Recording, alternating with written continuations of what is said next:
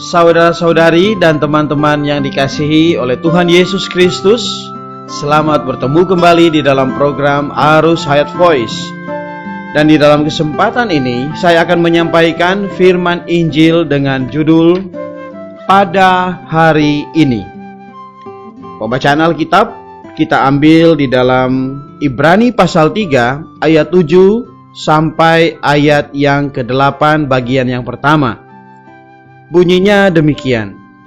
Sebab itu, seperti yang dikatakan Roh Kudus, pada hari ini, jika kamu mendengar suaranya, janganlah keraskan hatimu.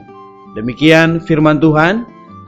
Saudara-saudari dan teman-teman yang dikasihi oleh Tuhan Yesus Kristus, pada tahun 1970-an, ketika Perang Vietnam berkobar sampai puncaknya, ada seorang wartawan perang pergi ke garis depan medan peperangan.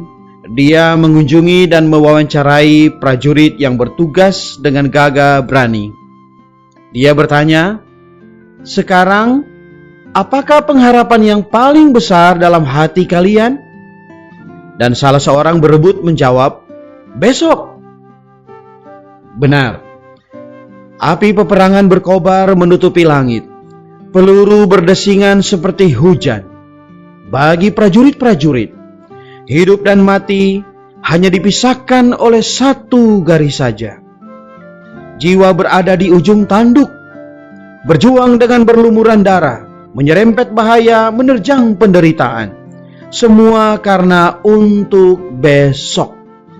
Bagi mereka, besok mewakili pengharapan.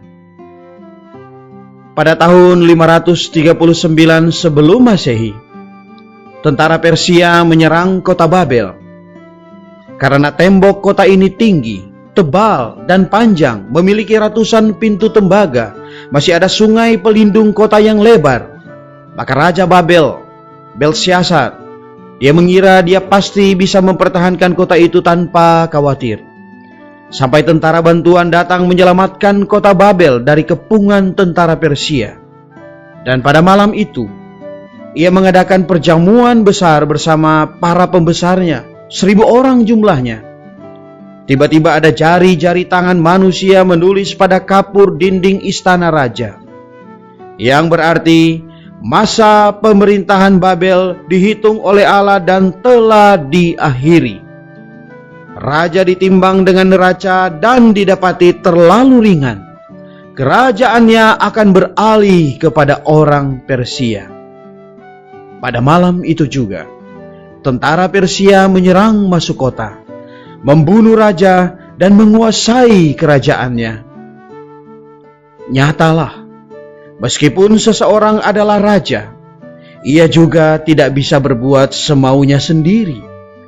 Ingin hidup beberapa lama lalu bisa hidup sebegitu lama, ia tidak bisa memperpanjang hidupnya, sekalipun hanya dalam satu malam saja. Ada juga seorang kaya, tanahnya berlimpah-limpah hasilnya.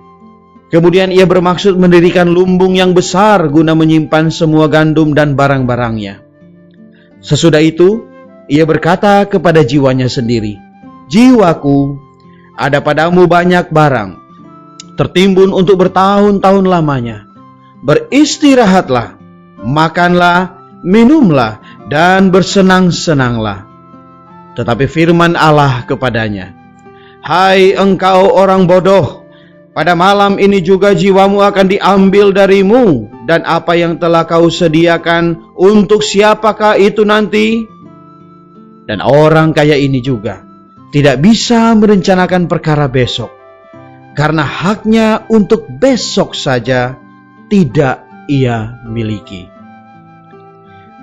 Di dalam surat Yakobus, ada sepotong ayat yang dengan jelas menggambarkan gejala ini. Di dalam Yakobus 4 ayat 14 berkata, "Sedangkan kamu tidak tahu apa yang akan terjadi besok. Apakah arti hidupmu? Hidupmu itu sama seperti uap yang sebentar saja kelihatan lalu lenyap." Ya, manusia sangat kecil. Manusia sangat terbatas. Hidup manusia cuma sebentar dan sementara. Bisakah kita mengetahui perkara yang akan terjadi besok? Tidak bisa. Namun, ini tidak berarti bahwa besok tidak ada pengharapan. Allah sudah melalui Rasul-Nya memberitahu kita bahwa selama masih ada hari ini, kita perlu mendengarkan suaranya, menerima Injil-Nya, dan percaya kepadanya. Hanya Dia yang bisa memberi jaminan untuk besok. Apakah jaminan ini? Jaminan ini adalah hidup yang kekal. Apakah hidup yang kekal? Hidup yang kekal adalah hayat Allah yang bukan ciptaan. Hayat yang ilahi.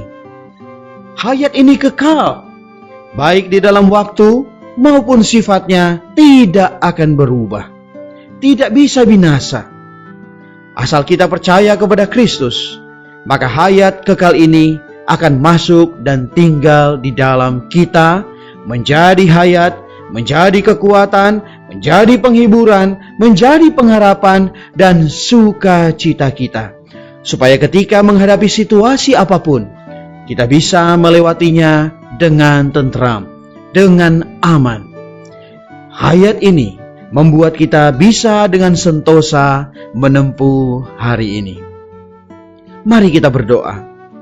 Tuhan Yesus, terima kasih Tuhan, karena pada hari ini, pada saat ini, Engkau telah berbicara kepadaku. Aku percaya bahwa di dalam Engkau ada jaminan. Di dalam Engkau ada pengharapan akan hidup yang kekal. Oleh sebabnya Tuhan, aku menerima Engkau sebagai Tuhan dan Juru Selamat pribadiku. Masuklah ke dalamku Tuhan, dan mulai hari ini, aku mempersembahkan hidupku kepadamu. Amin. Demikianlah firman Tuhan. Sampai bertemu di kesempatan berikutnya. Kasih karunia Tuhan Yesus Kristus menyertai kita semua. Demikianlah program Renungan Arus Hayat Voice Note pada hari ini. Dan jika Anda tertarik untuk memiliki renungan firman seri-seri sebelumnya, serta mendapatkan info mengenai sosial media lainnya di area Anda dapat menghubungi kami via SMS di nomor 0877 77 11 4777 atau mendownload di website kami di www.pemulihan.or.id. Tuhan Yesus memberkati kita semua.